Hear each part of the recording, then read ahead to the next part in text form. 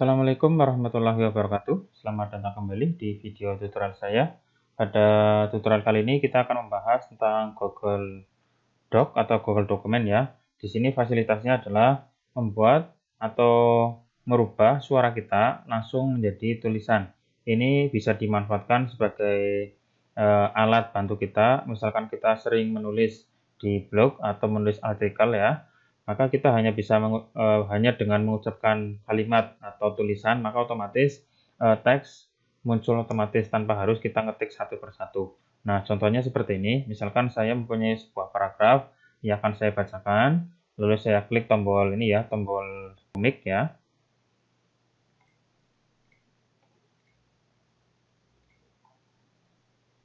Oke, saya mulai untuk mengucapkan kalimat berikut.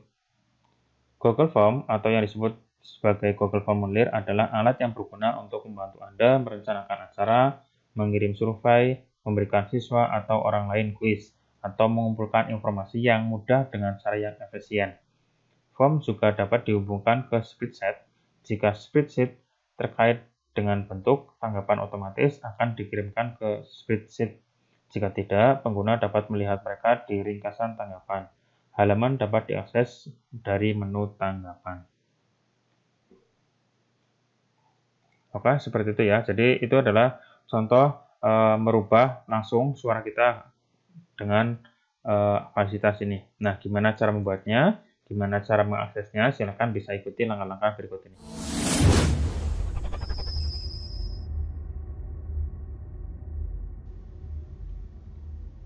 Oke, kita buka dulu Google Drive kita, lalu kita buatkan sebuah folder supaya nanti dokumen kita itu akan tertata rapi ya. Saya buatkan folder baru, misalkan ini latihan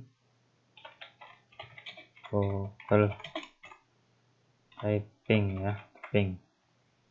Buat, lalu kita buka foldernya, lalu kita buat sebuah dokumen atau Google Dokumen ya.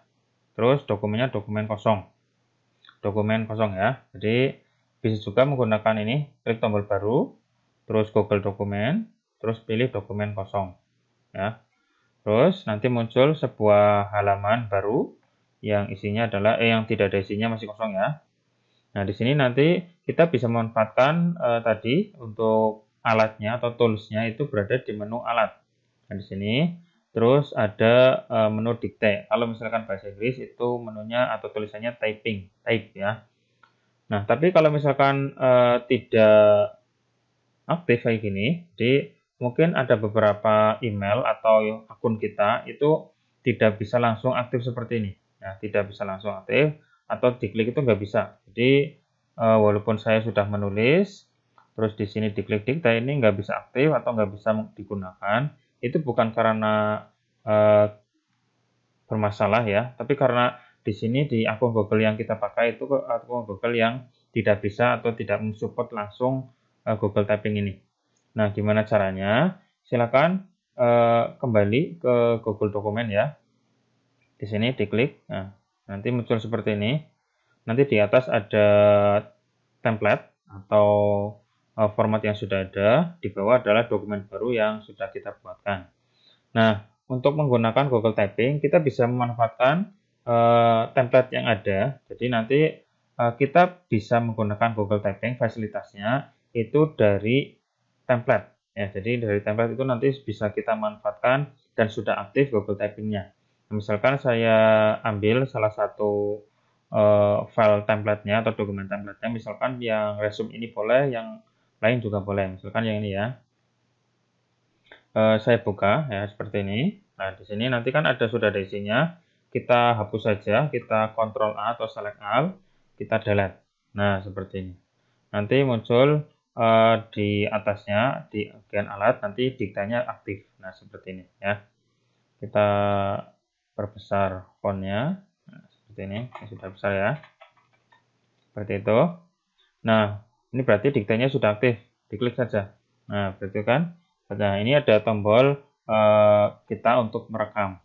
Tapi sebelum kita merekam ini, merekam suara kita harus pastikan suara kita itu bisa masuk ke PC atau laptop kita.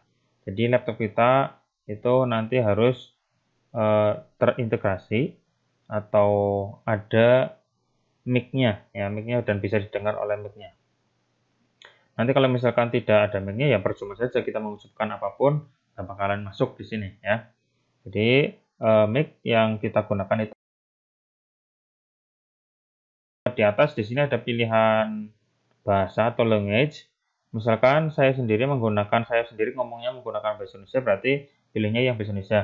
Tapi kalau misalkan kita menggunakan akan menulis bahasa Inggris, ya otomatis pilihnya yang bahasa Inggris saja supaya nanti ejaannya sudah sesuai.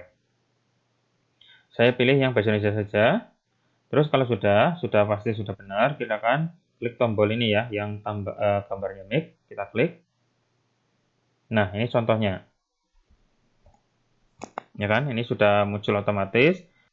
Jadi apapun yang saya ucapkan nanti akan otomatis tertulis.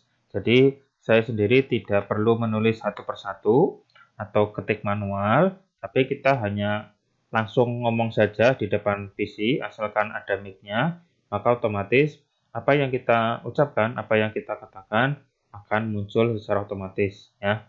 Jadi seperti itu. Mudah bukan? Jadi hanya dengan kita memanfaatkan fasilitas yang ada di Google Dokumen ini, itu sangat mudah bagi kita untuk menggunakan atau istilahnya kita tidak usah capek-capek atau tidak usah repot-repot untuk menulis ya satu persatu. Nah, seperti itu ya. Ini kan secara otomatis semua yang saya katakan muncul otomatis ya.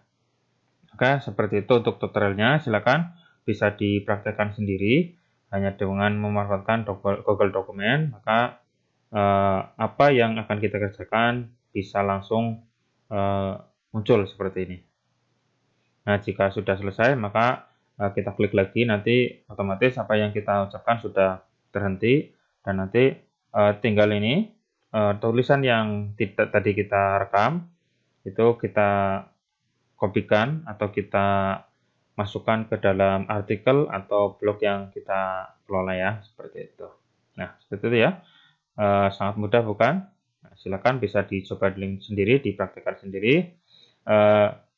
Ini syaratnya adalah yang pertama untuk menggunakan atau memanfaatkan alat ini, yang pertama adalah akun Google kita ya. Kita harus mempunyai akun Google karena ini adalah salah satu produk dari Google, yaitu Google Dokumen. Terus yang kedua adalah yang wajib lagi adalah mic. Jadi mic ini nanti harus ada, jadi harus terkoneksi ke PC kita atau laptop kita supaya nanti apa yang kita ucapkan bisa terekam langsung oleh Google Dokumen ini.